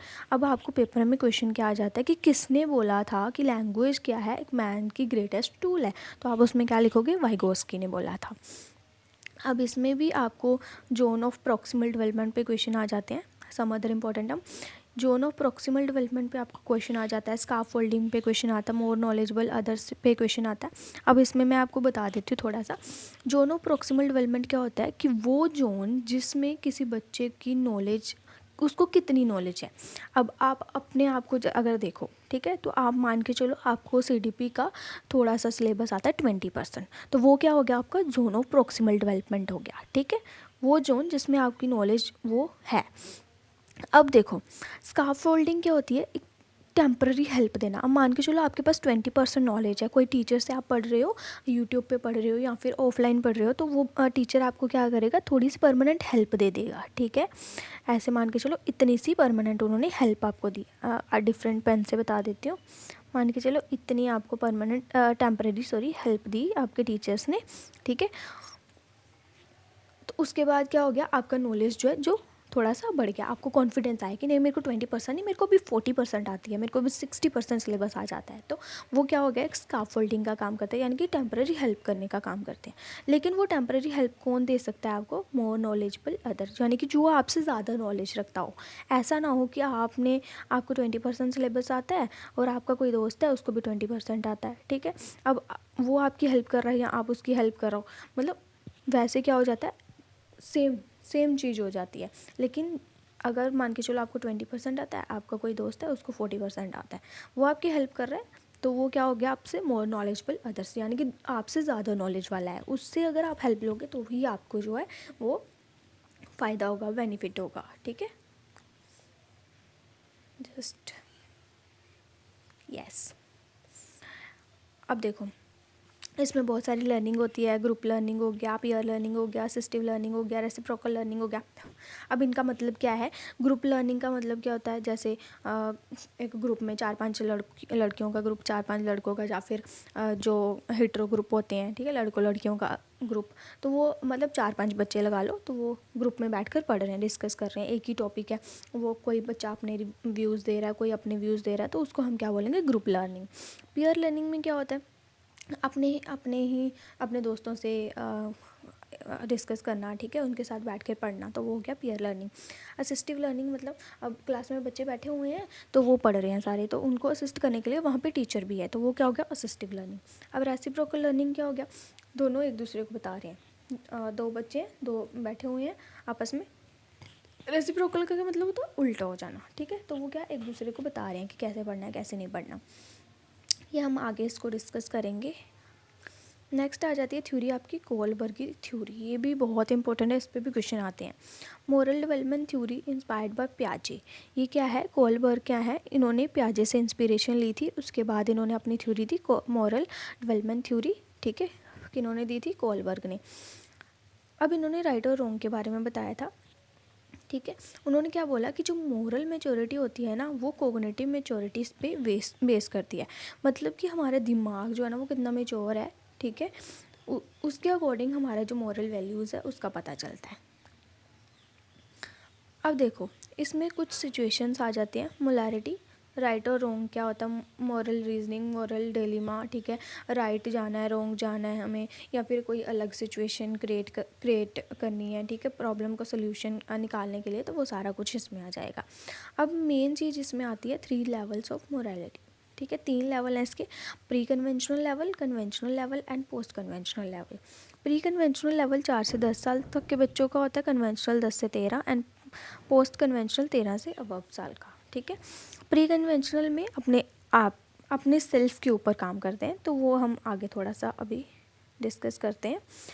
अब देखो, स्टेजेस ऑफ मोरल डेवलपमेंट कितनी होती है, 6 स्टेजेस होती हैं। लेवल का आपको पता चल गया, लेवल कितने ही थे, 3 लेवल थे और 6 स्टेजेस, मतलब 3 लेवल है ना, 1 लेवल 2 लेवल 3 लेवल, हर एक लेवल में 2-2 स्टेजेस हो गई, ठीक है। तो टोटल कितनी स्टेजेस हो गई, 6 स्टेजेस, ठीक है, इतना आपको याद रखना है। 3 लेवल हैं, 3 लेवल में 2-2 स्टेजेस हैं, तो कितनी हो गई, 6 स्टेजेस हो गई। तो यहाँ पे सीधा डायरेक्ट क्वेश्चन भी आ जाता है कि कितने स्टेजेस हैं कितने लेवल हैं, तो आपने यहाँ पे बोलना है 6 स्टेजेस हैं 3 लेवल हैं। पहला आ गया आपका level 1, pre conventional level. Pre conventional level में 2 स्टेजेस आती हैं, स्टेज 1 एंड स्टेज 2। अब आपको पेपर में क्या आता है, डायरेक्ट वो पूछ लेते हैं कि स्टेज 3 में बताओ, स्टेज 2 में, स्टेज 1 में, तो आपको एज इट इज़ ही इसको याद करना है, ठीक है। स्टेज 1 को आप स्टेज 2 में नहीं लिख सकते, स्टेज 2 को 3 में नहीं लिख सकते, आपने स्टेज 1 को स्टेज 1 में ही बताना है। तो स्टेज 1 आपको क्या बताता है, ओबीडेंस एंड पनिशमेंट ओरिएंटेशन, यानी कि अपना जो पनिशमेंट से, डर से अच्छा काम कर लेना, या फिर हमें प्रेज़ मिलेगी टीचर से, है ना, हमारी तारीफ़ होगी, उससे मतलब हम अपना काम कर लेते हैं, ठीक है। स्टेज सेकंड है जो, वो individualism and exchange personal reward orientation, यानी कि टिट फॉर टैट वाला काम इसमें आता है, ठीक है। नेक्स्ट आ गया लेवल टू। लेवल टू में भी आगे 2 स्टेजेस हैं। अब लेवल टू में जो स्टेजेस है ना, उसको हमने 1 2 नहीं लिखना दोबारा से, उसमें हमने क्या लिखना है, 3 और 4 स्टेज। अब थर्ड स्टेज में क्या है, इंटरपर्सनल रिलेशनशिप के बारे में। अब 2 रिलेशनशिप होते हैं, एक होता है इंट्रापर्सनल, एक होता है इंटरपर्सन। इंटरपर्सन यानी कि दो के बीच में जो बात हो रही है वो होती है इंटरपर्सन। एक की ही बात हो रही है तो वो क्या हो गया, इंट्रापर्सन।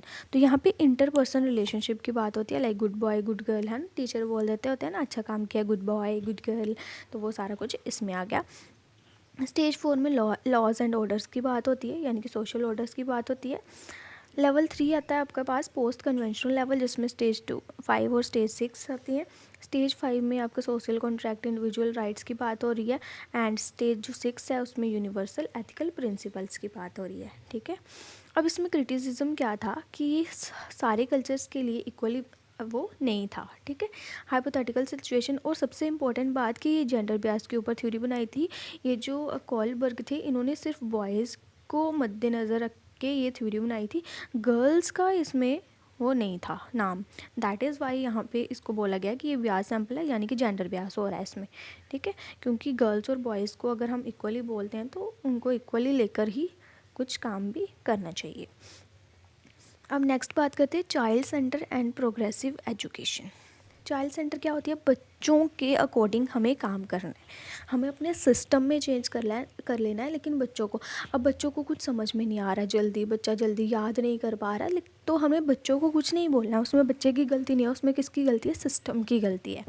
यानी कि अगर आपको टेट के एग्ज़ाम में सी टेट या पी टेट या अदर टेट अगर आप दे रहे हो, तो उसमें अगर आपको कोई क्वेश्चन आ जाता है कि हाँ बच्चे को पनिशमेंट करना है, तो वो गलत होगा, ठीक है। आपने हर एक क्वेश्चन को इस माइंडसेट से देखना है कि उसमें बच्चा गलत नहीं हो सकता, टीचर भले ही गलत हो जाए, सिस्टम गलत हो जाए, लेकिन बच्चा गलत नहीं होना चाहिए, ठीक है। तो चाइल्ड सेंटर क्या होता है, children are curious creative and have an innate ability toward learning. क्या कहते हैं कि बच्चे बहुत ज़्यादा क्यूरियस होते हैं, क्रिएटिव होते हैं, और उनमें बहुत अच्छी एबिलिटी होती है कि जल्दी लर्न कर सकते हैं, ठीक है। तो चाइल्ड सेंटर में क्या बोलते हैं कि बच्चों को, अब देखो इसमें इन्होंने एक शिफ्ट किया है कि जो टीचर पहले पहले पहले क्या होता था, जैसे आपको पता होगा कि टीचर आया क्लास में, लेक्चर लिया, बच्चों को समझ आया आया, नहीं आया नहीं आया, कोई बात नहीं, चलो लेक्चर लेके चले गए। लेकिन अब की अगर बात करूँ तो बहुत ज़्यादा चेंज आया है, बच्चों को डिफरेंट डिफरेंट मेथड से पढ़ाया जा रहा है ना, सिर्फ लेक्चर सिस्टम ही नहीं रह गया, अब बहुत सारे सिस्टम है, like audio system, video system, और जो एड्स बनाए जाते हैं, लाइक चार्ट हो गया, और भी बहुत सारी चीज़ें ऐडअप करी गई हैं बच्चों को समझाने के लिए। तो उन्होंने क्या बोला है कि बच्चा जो है ना वो टीचर सेंटर से हटाकर चाइल्ड सेंटर एजुकेशन पे फोकस करो, ताकि बच्चे को ईजिली समझ में आए, अच्छे से वो ग्रैब कर सके चीज़ों को। नेक्स्ट बात करूँ teacher center to child center, ये मैंने आपको पहले बता दिया कि जो टीचर सेंटर है उससे हमने कहाँ शिफ्ट कर लिया, चाइल्ड सेंटर में। Both teacher and child are active. अब इसका क्या मतलब होता है teacher center to child center, कि बच्चा और टीचर दोनों एक्टिव होने चाहिए, ठीक है। मोबाइल होना चाहिए टीचर, डायनामिक होना चाहिए, फ्लेक्सिबल, डेमोक्रेटिव, प्रोग्रेसिव। अब देखो सबसे पहले इसकी मैं आपको बात बता देती हूँ, टीचर क्या होना चाहिए, मोबाइल। अब क्लास में ऐसा ना हो टीचर बस चेयर पे बैठा है, बोली जा रहा है, बच्चे सुनी जा रहे हैं, ठीक है, ऐसा भी नहीं होना चाहिए। टीचर को टाइम टाइम पे बच्चों के आगे पीछे राउंड लगाना चाहिए, है ना, उनको अपनी जो स्टडी है उसमें इन्वॉल्व करना चाहिए, लाइक कोई भी चैप्टर जैसे पढ़ाना है तो बच्चों को पहले इन्वॉल्व करना, जैसे अगर बीएड अगर आपने करी हुई है तो वहाँ पे सबसे पहले आपको लेसन प्लान बनाना पड़ता था, है ना, कि बच्चों को क्वेश्चन पूछने हैं स्टार्टिंग में, है ना। तो वो सारा कुछ किस में इन्वॉल्व हुआ, टीचर सेंटर एजुकेशन में। प्रोग्रेसिव का क्या मतलब है, social skills, present life problem solving, वो सारा इसमें टीचर में होना चाहिए, ताकि बच्चे को अगर कोई प्रॉब्लम भी आ रही है तो वो टीचर्स के साथ डिस्कस करे जाके, या ऐसा नहीं होना चाहिए कि टीचर उसकी बात ही नहीं सुन रहा है, ठीक है। तो उसको मतलब ज़्यादा प्रेशराइज्ड नहीं करना है, एकदम फ्री होके पढ़ाना है। नेक्स्ट है कि मीनिंग ऑफ एजुकेशन फॉर, ये भी क्वेश्चन आया था आपके एग्जाम में, एजुकेशन फॉर लाइफ, इसको क्या बोलते हैं, child centre education. Child centre education को क्या बोलते हैं, एजुकेशन फॉर लाइफ। नेक्स्ट है कंसेप्ट ऑफ इंटेलिजेंस। ये वाला क्वेश्चन हर बार आता है, हर बार, अगर आपने ये 3 4 लाइनें अच्छे से पढ़ ली ना तो ये पक्का ही आएगा। कई बार पूछ लेता है आईक्यू बताओ, कई बार पूछ लेता है फर्स्ट इंटेलिजेंस टेस्ट कब आया था, तो ये सारी चीज़ें बहुत ज़्यादा इंपॉर्टेंट है। अब इंटेलिजेंस का क्या मतलब होता है, ability to understand, adapt and reason, इसको हम क्या बोलेंगे, इंटेलिजेंस। इन 1905, अब मैंने ये अरेंज करके लिखा हुआ है। सबसे पहले 1995 में क्या हुआ था, सबसे पहला इंटेलिजेंस टेस्ट दिया गया था। किसने दिया, एल्फ्रेड बिनेट ने एंड थियोडोर सिमोन ने। ठीक है, ये आपको याद रखने पड़ेंगे नाम, ठीक है, जैसे रट्टा लगा लो या कुछ भी कर लो। इन 1908 में कंसेप्ट ऑफ मेंटल एज का फिर कंसेप्ट आया, एल्फ्रेड बिनेट ने दिया था। ये देखो ये दोनों सेम हो गया, एल्फ्रेड बिनेट और एल्फ्रेड बिनेट। 1912 में आईक्यू का कंसेप्ट दिया किसने, विलियम स्टर्न ने। 1916 में आईक्यू का फॉर्मूला दिया बाय लुइस टर्मन ने। यहाँ पे आईक्यू का कंसेप्ट है और यहाँ पे फॉर्मूला है। अब फॉर्मूला क्या है, आईक्यू किसके बराबर होता है, mental as upon chronological age into 100। ठीक है, तो इसमें आपने क्या करना है, जैसे आपको कोई क्वेश्चन आ जाता है कि कोई बच्चा है उसकी मेंटल एज इतनी है, बताओ उसका क्रोनोलॉजिकल एज क्या होगा, यहाँ आईक्यू कितना होगा। ठीक है, या फिर ऐसे पूछा होगा कि आपकी मेंटल एज 8 है और क्रोनोलॉजिकल एज 10 है, तो बताओ आईक्यू कितना होगा। तो आपने जस्ट इस फॉर्मूला में फिट करके उसको बता देना है।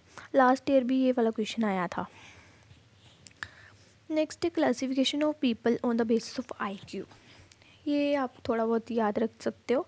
जैसे आपको पता है नॉर्मली जो आईक्यू होता है दैट इज़ 90 टू 110 तक होता है। एवरेज की बात करूँ तो 90 टू 109 होता है। ठीक है, हाई एवरेज आ जाते हैं, सुपीरियर, वेरी सुपीरियर। अब इसमें 10-10 का डिफरेंस है, लाइक 109 है ना, वहाँ से 110 से 190, 120 से 130, 130 से अबव। ठीक है, लो एवरेज की बात करूँ इसमें भी 10-10 का आप डाउनफॉल कर दे रहना, जैसे 80 टू 90 हो गया, 70 टू 80, बिलो 70, तो ये बॉर्डर लाइन इंटेलेक्चुअली डिसेबल्ड हो गया।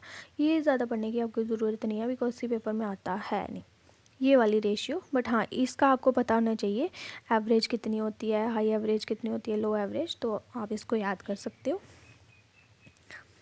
नेक्स्ट आ गया giftedness. It has been suggested by the psychologist that giftedness from the teacher point of view depends upon the combination of, किस पे डिपेंड करता है, ACC पे, ACC। ये किसने दी थी रिंग, रेंजूली 3 रिंग कहते हैं इसको, रेंजूली ने दी थी ये।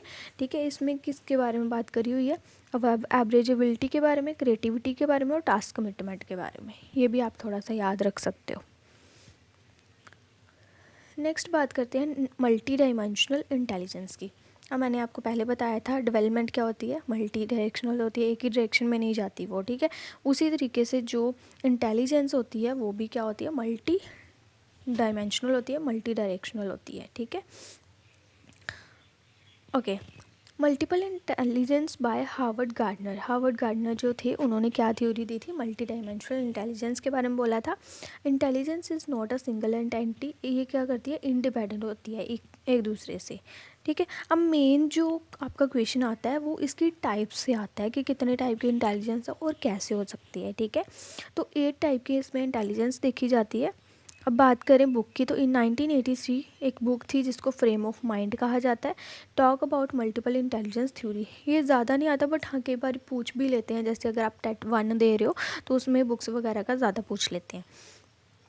Gardener believe that people have different ways of thinking and learning. अब गार्डनर ने क्या बोला था कि जो लोग हैं उसमें डिफरेंट थिंकिंग और डिफरेंट लर्निंग प्रोसीजर होती हैं। ठीक है, हर एक पर्सन एक जैसा नहीं सोचता, डिफरेंट डिफरेंट सोचता है।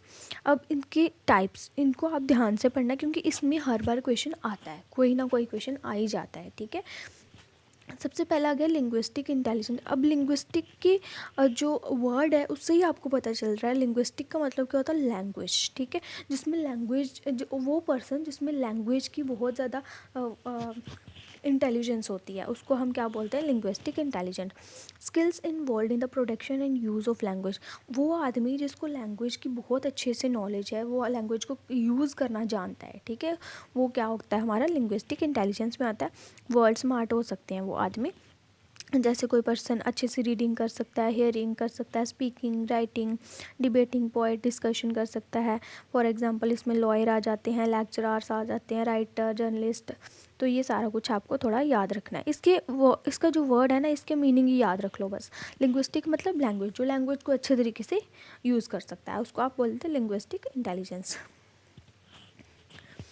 ओके, नेक्स्ट आ गया लॉजिकल मैथमेटिक्स। लॉजिकल मैथमेटिक्स, अब इसके नाम से ही आपको पता चल रहा है मैथमेटिक्स, ठीक है। जो मैथ में बहुत ज़्यादा इंटेलिजेंट रहता है उसको हम क्या बोलेंगे, logical mathematics. Skills in scientific thinking and problem solving, easily problem solve कर सकता है। Person high on this type of intelligence can think logical and critical.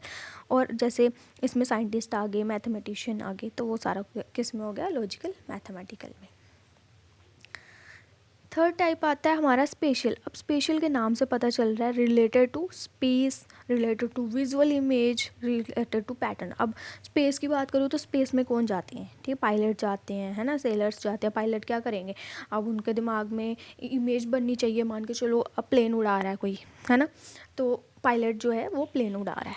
अब मान के चलो कोई इमरजेंसी सिचुएशन आ गई, अब उसको पता होना चाहिए ना कि हमने कहाँ पे लैंड करना है। अगर एक जगह ब्लॉक हो गई है तो दूसरी जगह हमें कहाँ पे लैंड करना है, तो वो विजुअल इमेजेस बना सकता है, ठीक है, वहाँ पे जाके। तो वो क्या हो गया, स्पेशल। स्पेशल से रिलेटेड क्या है, स्पेस से रिलेटेड है ये, तो स्पेस से आप उसको याद रख सकते हो। इसमें पायलट आ जाएंगे, सेलर्स आ जाएंगे, स्कल्प्टर, पेंटर्स आ जाएंगे। हाँ, पेंटर भी तो हो सकते हैं ना, पेंटिंग जो करते हैं वो भी तो अपने माइंड में बनाते हैं पहले कि हाँ मैं ऐसे ऐसे बना सकता हूँ, उसके बाद वो बनाएंगे, ठीक है। अब सर्जन्स हो गए जो, तो वो सारा कुछ इसमें आ जाएगा। नेक्स्ट आ गया म्यूज़िकल। म्यूज़िकल के नाम से आपको पता चल रहा है जिसको म्यूज़िकल रिदम्स और पैटर्न्स के बारे में पता हो, ठीक है। तो वो क्या गया, म्यूज़िक, जैसे म्यूजिशियन आ गया, इंस्ट्रूमेंटिस्ट आ गया, कंपोजर्स आ गए, तो वो सारा इसमें आ जाएगा। इसमें क्या होता है, capacity to produce, create and manipulate musical patterns, तो वो सारा म्यूज़िकल में आ गया। Bodily kinesthetic. अब बॉडीली काइनेसिटिक का मतलब क्या है, बॉडी से आपको पता है जो अपनी बॉडी को अच्छे तरीके से यूज़ कर सकता है, फ्लेक्सिबिलिटी से, है ना, क्रिएटिविटी से यूज़ कर सकता है। कौन कौन कर सकता है, डांसर अपने पूरी बॉडी को हिलाता है ना जब डांस करता है, तो वो इसमें वो आ गया। एथलीट्स जैसे रनिंग करते हैं जो, या फिर स्पोर्ट्समैन हो गए जो खेलते हैं क्रिकेट वगैरह या कुछ और, तो वो सारे इसमें आ गए। एक्टर हो गए, जिमनास्टिक, सर्जन आ गए, तो वो सारे अपने बॉडीली काइनेसिटिक के लिए जाने जाते हैं, क्योंकि अपनी बॉडी का अच्छे तरीके से वो यूज़ कर सकते हैं।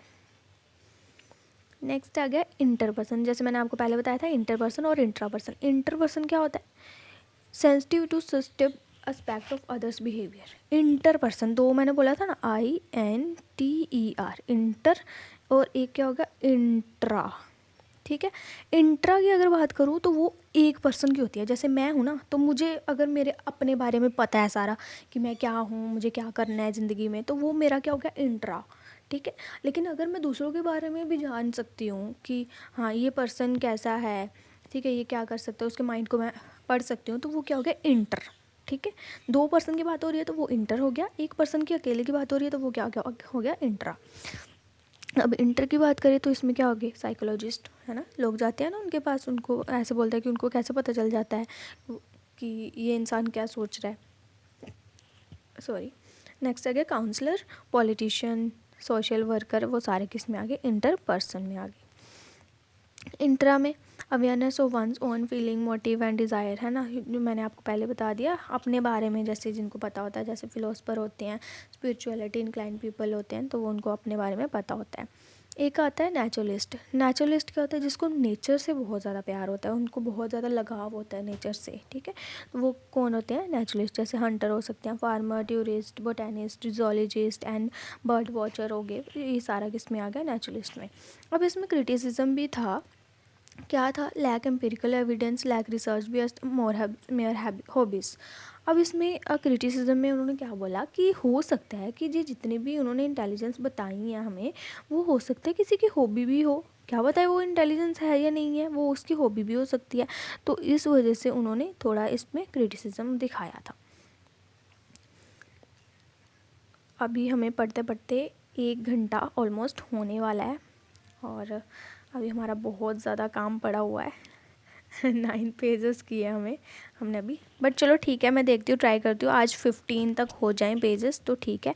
बाकी सेकंड पार्ट और थर्ड पार्ट फिर मैं नेक्स्ट टाइम लेके आऊँगी। तो हम बात करने वाले हैं आगे लैंग्वेज एंड थॉट की।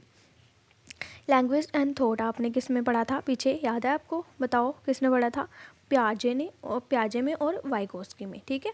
तो प्याजे के अकॉर्डिंग क्या था, थॉट पहले आता था, लैंग्वेज बाद में आती थी।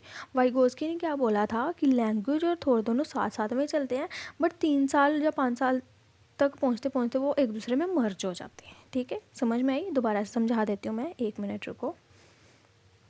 जो पियाजे जी थे, 1 मिनट, हाँ, जो पियाजे जी थे उन्होंने क्या बोला था कि जो पहले थॉट आता है बाद में लैंग्वेज आती है।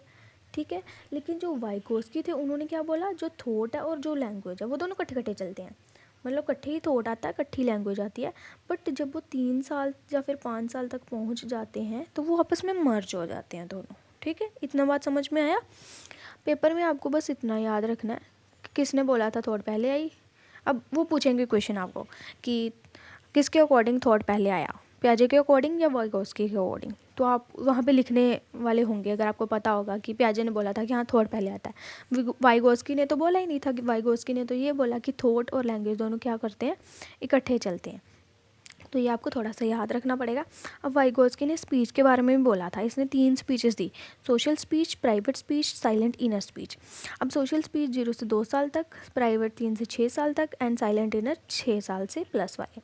अब देखो सोशल की बात क्या होती है ना, एक सोसाइटी से बात करना, मतलब जैसे घर के लोग हैं या आसपास के लोग हैं, 2 साल तक बच्चा जो होता है उससे बात करते हैं, हाँ हाँ मेरा नुन्ना है, मेरा मुन्ना है, भगवान ये मेरा बुकड़ा कितना हंस रहा है सॉरी गाइस, थोड़ा हंसना मत मेरी बातों पे, बट हाँ जैसे मैं आपको समझाने की कोशिश कर रही हूँ। तो इसमें क्या होगा, सोसाइटी से वो बात करता है, ठीक है, हंस हंस के बात करता है। 3 से 6 साल तक का जब बच्चा होता है ना, वो प्राइवेटली बात करने की कोशिश करता है, लाइक ऐसे कोई बात कर रहा होता है ना, बट लेकिन बोल बोल के करता है, बोल बोल के कि हाँ मैं आज ऐसा करूँगा, मम्मा ने मुझे डांटा है, ऐसे ऐसे है ना, खुद बोल बोल के बात करता है वो। ठीक है, जैसे मैंने हिंदी में भी यहाँ पे लिखा है, आप इसको समझ सकते हो।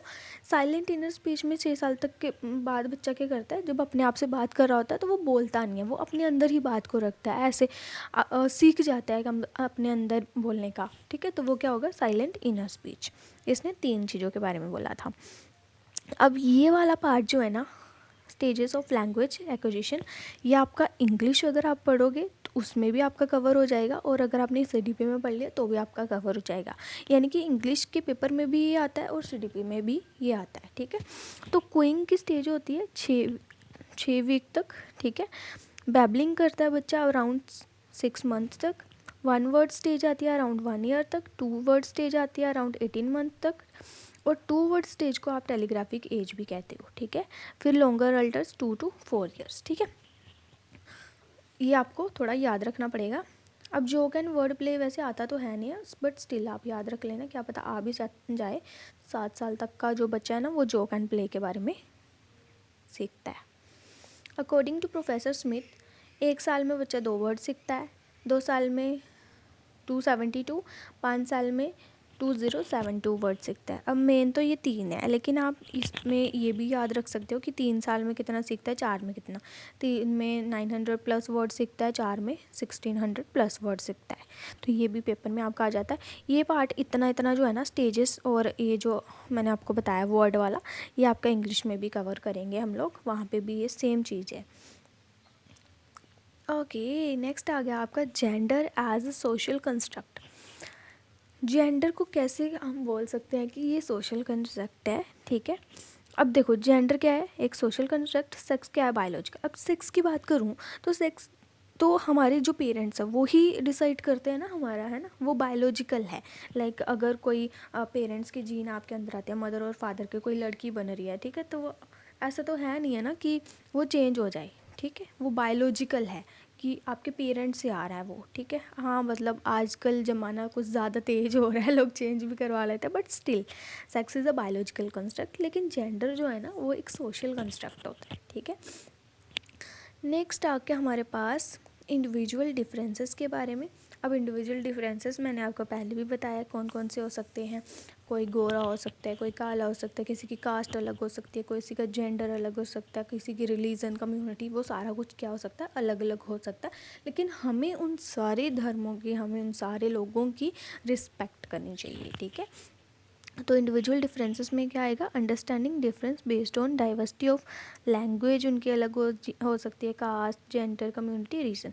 मतलब कि एक स्कूल है, आप कोई क्लासरूम है, उसमें डिफरेंट लैंग्वेज के बच्चे हो सकते हैं, डिफरेंट कास्ट हो सकती है उनकी, different gender, different community, different religion, लेकिन टीचर जो है उनको हर एक बच्चे को कंफर्टेबल फील करवाना चाहिए। ऐसा नहीं है कि एक जो रिलीजन है उसको ज़्यादा प्रमोट करें, दूसरों को ना करें, सबको इक्वलिटी से मतलब रखना चाहिए। नेक्स्ट है school based assessment and CCE। School based assessment क्या होता है? Home examination, because on school teacher easily evaluate there schools student. School based assessment क्या होता है? जिस स्कूल में बच्चे पढ़ रहे होते हैं ना, उस स्कूल में हमने टेस्ट लेना बच्चों का, ताकि उनको अच्छे से इवेलुएट किया जा सके कि उनको क्या चीज़ें आती हैं क्या नहीं आती। तो गाइस पूरा 1 घंटा 5 मिनट होने वाले हैं, so give me just 1 minute, मैं पानी पी लूँ क्योंकि मैं भी थक गई हूँ। आप भी तब तक पानी पूनी पी लो, ठीक है? उसके बाद हम लोग फिर से स्टार्ट करते हैं। Just give me 1 minute.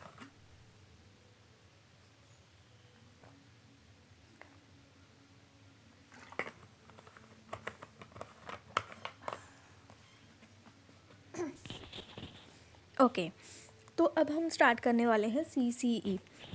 CCE का क्या मतलब है? Continuous and comprehensive evaluation. हो सकता है आपको पेपर में पूरा कॉन्टीन्यूस एंड कॉम्प्रिहेंसिव इवैल्यूएशन लिखा मिले या फिर सिर्फ CCE ही लिखा मिले, तो इसकी आपको जो फुल फॉर्म है ना, ये भी आपको याद रखनी है। कई बार 1 नंबर में फुल फॉर्म भी आ जाती है। अब पहले इसका मतलब आपको समझा देती हूँ। कॉन्टीन्यूस एंड कॉम्प्रिहेंसिव इवैल्यूएशन क्या होती है कि बच्चा जो है ना, उसकी कंप्लीट इवैल्यूएशन करना पूरे साल में। उससे छोटे छोटे जैसे टेस्ट लेते हैं, है ना, कोई स्पोर्ट्स में वो पार्टिसिपेट कर रहा है या नहीं कर रहा, उसका बिहेवियर कैसा है अपने क्लासमेट के लिए, अपने टीचर्स के प्रति कैसे बिहेव कर रहा है। तो पूरे साल में उसका जो भी चेंजेस उसके अंदर आ रही हैं, जहाँ जो भी वो काम कर रहा है, उसको इवेल्युएट करना, उसको हम क्या बोलेंगे? कॉन्टीन्यूस एंड कॉम्प्रिहेंसिव इवेल्यूएशन, ठीक है? ओके, जैसे यहाँ पे मैंने एक टेबल बना रखा है CCE का। C का मतलब क्या होता था? कॉन्टीन्यूस। इस C का कॉम्प्रिहेंसिव एंड इसका इवेल्यूशन। कॉन्टीन्यूस का क्या मतलब होता है? Regular and continuous activities conducted throughout the year to achieve all round development. इसमें क्या होता है? पूरे साल में जो भी एक्टिविटीज़ कंडक्ट कराई जा रही हैं स्कूल में, उसमें देखना है कि बच्चे पार्टिसिपेट कर रहा है या नहीं कर रहा है, किस तरीके से पार्टिसिपेट कर रहा है, और उसका मूड अच्छा है या नहीं अच्छा है, उसकी ओवरऑल जो पर्सनैलिटी है उसको देखना पूरे साल, ठीक है? वो क्या हो गया आपका कॉन्टीन्यूस। कॉम्प्रिहेंसिव, उसका mental, emotional, physical aspect students के देखना, उसकी ऑल राउंड डेवलपमेंट देखना स्टूडेंट्स की, वो किस में आ गया? कॉम्प्रिहेंसिव में। इवैल्यूएशन क्या होता है? Variety of tools and techniques are use to address and evaluate students progress. Evaluate करना, उनको देखना कि बच्चा जो है सही जा रहा है या नहीं जा रहा। अगर मान के चलो उसमें कोई प्रॉब्लम आ रही है, बच्चे ने एक क्लास स्टार्ट हुई, जैसे मान के चलो 4th क्लास स्टार्ट हुई, अब बच्चे का पहला टेस्ट हुआ, उसमें उसके मार्क्स बहुत कम आए। अब टीचर इवेल्युएट करेगा कि बच्चे में ऐसी क्या कमी थी कि उसके मार्क्स कम आए। उसके बाद वो उसको सजेस्ट कर सकते हैं कि बेटा आपने ऐसे नहीं ऐसे पढ़ना है, या फिर अपना जो टीचिंग मेथड है उसको भी वो चेंज कर सकते हैं उसको समझाने के लिए। ओके, असेसमेंट का आपको पता चल गया, इवेल्यूएशन का भी आपको पता चल गया। एक बार मैं आपको पढ़ा देती हूँ। Assessment is the process of collecting, reviewing and using data for the purpose of improvement in the learning process। ठीक है, तो असेसमेंट क्या होती है? एक प्रोसीजर होता है जिसमें बच्चों का जो भी डाटा है उसको कलेक्ट किया जाता है, उसको दोबारा से देखा जाता है कि उसमें क्या क्या प्रॉब्लम है, एंड उस डाटा को यूज़ करके जो लर्निंग प्रोसीजर है बच्चे का उसको इम्प्रूव किया जाना चाहिए। तो वो क्या हो गया? असेसमेंट। अब इवेल्यूएशन में 2 तरीके आते हैं, मेजरमेंट और असेसमेंट। ये मैंने आपको पहले बता दिया मेजरमेंट असेसमेंट क्या होता है। अब टाइप्स ऑफ लर्निंग 3 तरीके की मेनली देखी जाती है। Assessment for learning, assessment of learning, assessment as learning. Assessment for learning, for लिखा हुआ है ना यहाँ पे कि लर्निंग के लिए असेसमेंट करनी है, तो ये क्या? प्रोसीजर के दौरान, यानी कि जैसे आपकी मान के चलो 10th क्लास बोर्ड की है, तो 10th क्लास में आपका छोटे छोटे टेस्ट होते हैं आपकी क्लास में, ठीक है, एवरी मंथ। तो वो क्या होता है? असेसमेंट करते हैं लर्निंग के लिए कि बच्चे को कितना आ गया और कितना इनको और सिखाना है हमने, ठीक है। तो क्या होता है? ये फॉर्मेटिव असेसमेंट होती है, इसको हम क्या बोलते हैं? फॉर्मेटिव असेसमेंट, यानी कि प्रोसीजर के दौरान होता है जो, उसको हम बोलते हैं फॉर लर्निंग। ऑफ अगर आपने लिखा हुआ है वहाँ पे, ऑफ का क्या मतलब होता है कि कितनी लर्निंग कर ली, अब उसका एंड प्रोडक्ट उन्होंने देखना है, ठीक है। इसको आप समेटिव असेसमेंट बोलते हो, यानी कि जो एंड में आपके एग्ज़ाम होते हैं। अब पेपर में आपको क्वेश्चन आ जाता है कि एक बच्चा है राहुल, उसका क्या बोलते हैं, उसके ना पेपर हुए, फाइनल पेपर हुए, अब आप बताओ कि ये कौन सी असेसमेंट हो रही है, ठीक है। तो अब फाइनल पेपर है ना, प्रोडक्ट की बात कर रहा है या फिर प्रोडक्ट लिखा होगा वहाँ पे, है ना। तो प्रोडक्ट की बात करा, फाइनल पेपर की बात करा, दैट इज़ कि वो असेसमेंट ऑफ लर्निंग है, ठीक है। लेकिन अगर वहाँ पे क्वेश्चन आ गया, कोई राधा है, राधा ने क्या किया, आपने जो पेपर हैं मिड टर्म के पेपर हैं उसमें उसके 50 में से 40 मार्क्स आए, अब बताओ कि ये कौन सी असेसमेंट है। तो उसमें आप क्या लिखोगे कि ये क्या है, असेसमेंट फॉर लर्निंग है, ठीक है। थर्ड टाइप की लर्निंग आ जाती है assessment as learning. Assessment as learning का क्या होता है कि बच्चा खुद असेस कर रहा है अपने आप को। जैसे कुछ बच्चे होते हैं उनको मतलब ऐसे लर्निंग कैसे करते हैं वो, कि पहले याद कर लिया, उसके बाद थोड़ा लिख के देख लिया, ठीक है, कि कितना सही है कितना नहीं है। तो वो क्या होगा, खुद की असेसमेंट कर रहा है। या फिर वो क्या करेगा, अपने दूसरे फ्रेंड को बोलेगा ये मेरे से सुनना, मैंने याद किया मुझसे सुनना। तो वो क्या हो गया, अपने फ्रेंड से क्या बोलते हैं, अपनी असेसमेंट करवा रहा होता है। तो वो क्या हो गया, सेल्फ और पीयर असेसमेंट जिसमें आ जाती है वो क्या होगी, एज लर्निंग। आई होप आपको समझ में आया होगा ये। ओके तो इसमें हम बात कर लेते हैं असेसमेंट फॉर लर्निंग की। फोर का मैंने आपको पहले बताया क्या होता है फोर में, बताओ। असेसमेंट फॉर लर्निंग यानी कि क्या होती है ये, फॉर्मेटिव असेसमेंट, ठीक है। Formative assessment enable teacher to use information about the student knowledge understanding and skills to inform their teaching. Teacher provide feedback to student about the learning and how to improve, ठीक है। इसमें for learning में क्या होता है कि बच्चे की जो लर्निंग है उसको चेक करता है टीचर की, किस तरीके से हमने काम करना है, कैसे आप अपने जो पेपर्स वगैरह उसको इम्प्रूवमेंट कर सकते हो, उसमें अब मार्क्स कैसे इंक्रीज़ कर सकते हो, तो वो सारा कुछ इसमें आ जाएगा। एज लर्निंग में मैंने आपको बता दिया, उसमें सेल्फ की स्टूडेंट अपने आप की असेसमेंट करता है, ठीक है, या फिर अपने जो साथी होते हैं उनके, है ना, जो फ्रेंड्स होते हैं उनसे वो असेसमेंट करवा सकता है। ऑफ में क्या आ जाएगा, एंड प्रोडक्ट आ जाएगा, ठीक है, लर्निंग गोल स्टैंडर्ड। तो वो सारा कुछ इसमें आ जाएगा। नेक्स्ट आगे टेक्निक्स ऑफ असेसमेंट। कौन कौन सी टेक्निक्स से हम लोग असेसमेंट कर सकते हैं। ऑब्जर्वेशन कर सकता है टीचर, जो ऑब्जर्व कर सकता है बच्चे के नेचर को, कि बच्चा कैसा है, कैसे पढ़ रहा है, क्या कर रहा है ना। पोर्टफोलियो से कर सकता है। पोर्टफोलियो क्या होती है, उसमें उनका डाटा होता है पूरा बच्चों का, कि वो क्या करता है क्या नहीं करता है, तो उसके अकॉर्डिंग भी वो असेसमेंट कर सकते हैं। रेटिंग स्केल उनको रेट देख के, ठीक है, सोशियोमेट्रिक इंटरव्यू लेकर एनाकोडिकल रिकॉर्ड रख सकते हैं। जैसे हर हर स्कूल में ये रिकॉर्ड रखते हैं ना, ये रिपोर्ट कार्ड सा देते हैं आपको, तो वो इसमें आ जाता है। नेक्स्ट आगे diagnostic test and remedial teaching. इन दोनों में क्या डिफरेंस है। डायग्नोस्टिक टेस्ट क्या होता है कि डायग्नोस्ट करना कि बच्चे को कितनी चीज़ आ गई है और कितनी अभी आनी बाकी है, ठीक है। मान के चलो एक टीचर है, टीचर ने एक टॉपिक करवाया क्लास में, तो वो बच्चों का अगले दिन टेस्ट लेगा कि बच्चों को कितना आ गया, ठीक है। अब रेमेडियल टीचिंग क्या होती है, रीटीचिंग।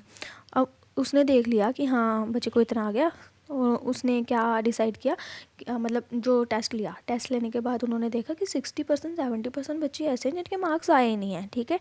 तो उन्होंने क्या सोचा कि हाँ मे बी इनको याद नहीं हुआ होगा, इनको समझ में नहीं आया होगा।